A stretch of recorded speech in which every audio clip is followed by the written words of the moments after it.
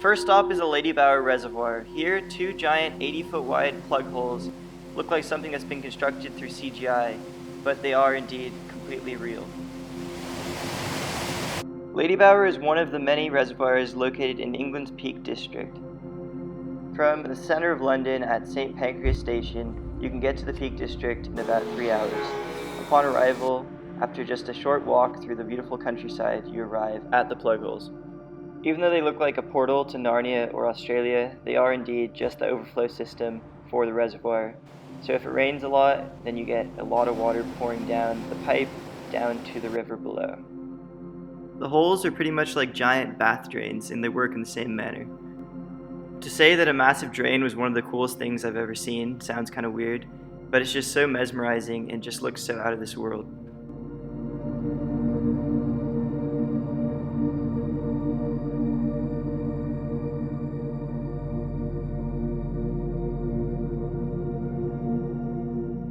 If you plan on visiting, be sure to check the weather because it only flows when there's a lot of rain. This is where the water shoots out of, and it's only a couple hundred feet from the plug hole.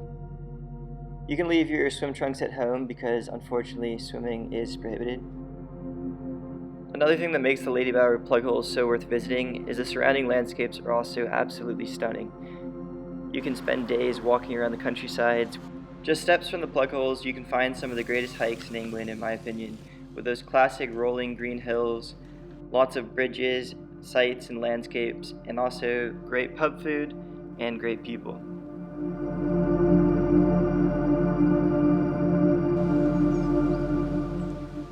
Another cool site is a couple miles from Ladybower, the Derwent Dam, which also, when there's a lot of rain, can be an absolutely fascinating sight.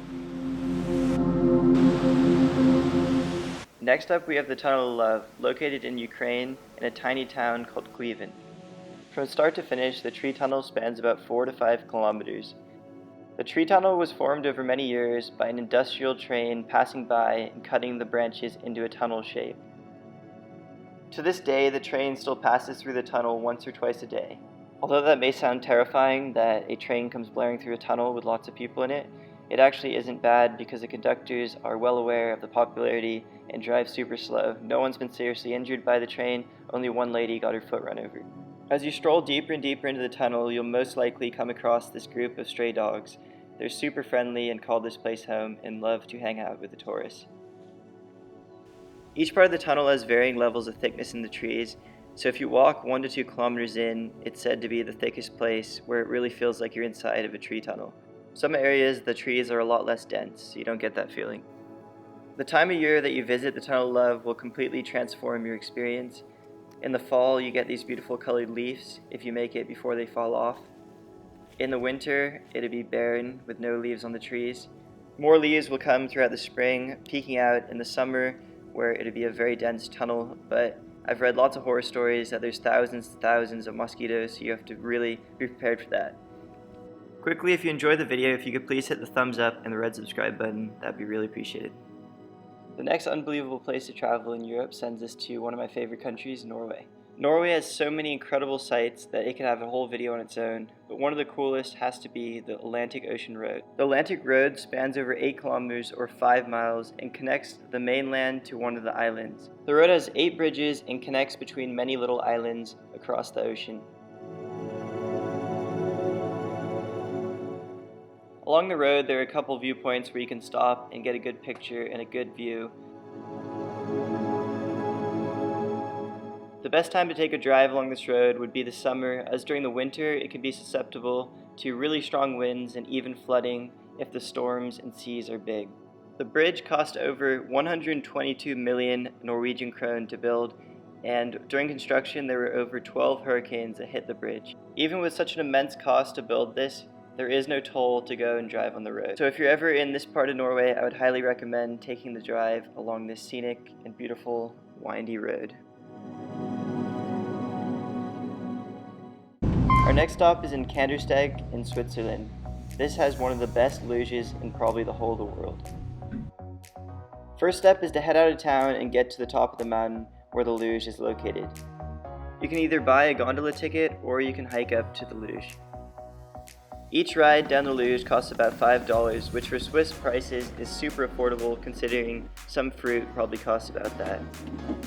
How fast you go down the run is totally up to you, as you do have a brake that you can toggle and control your speed. Unfortunately, this means you might get stuck behind people.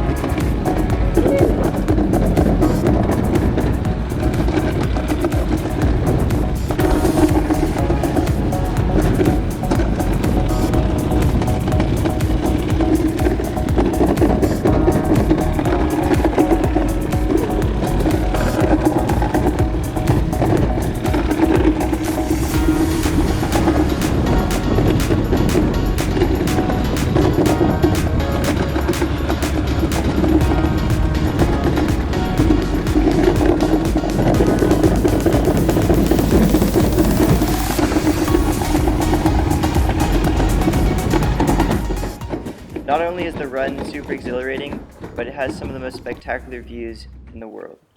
After the excitement of going down the luge, you can make a short walk over to this picture-perfect lake.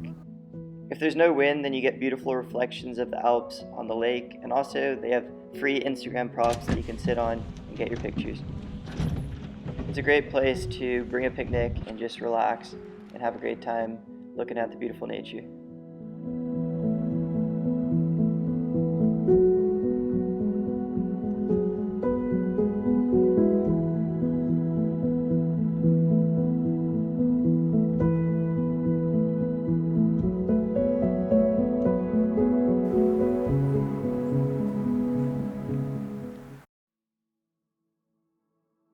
The last place is Chernobyl in Ukraine. This is unbelievable in a much different sense, as it is super sad and unbelievable that such a terrible tragedy has occurred. Although it's sad, it is a very interesting place where one can learn a lot, and it truly is the closest thing we can see to a post-apocalyptic environment. Given you listen to your guide and take all safety precautions, going into the Chernobyl exclusion zone is said to be no more dangerous than a long-haul flight.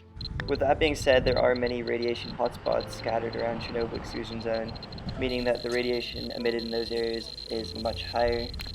One of the most interesting parts of the tour is exploring the town of Pripyat, the town most affected by Chernobyl. After the nuclear meltdown, the people in the town were told to leave and told that they would be back in the next week, but to this day it's still a ghost town. As you walk through the town, you can see things such as the community center.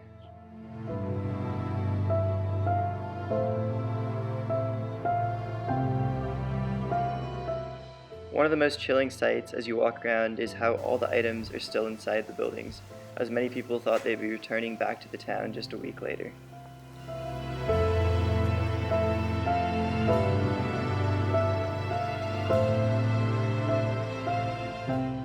Probably the icon and most infamous sight of Chernobyl is this Ferris wheel, as it's been featured in tons of movies and lots of video games.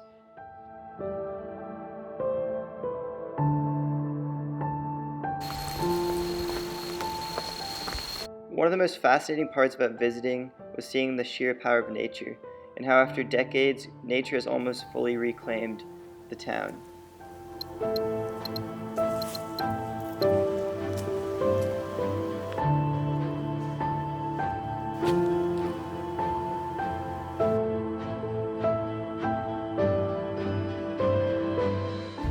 This is the hospital where many of the firefighters that fought the initial blaze of the Chernobyl incident were brought. This is a piece of their firefighting outfit which still remains highly radioactive.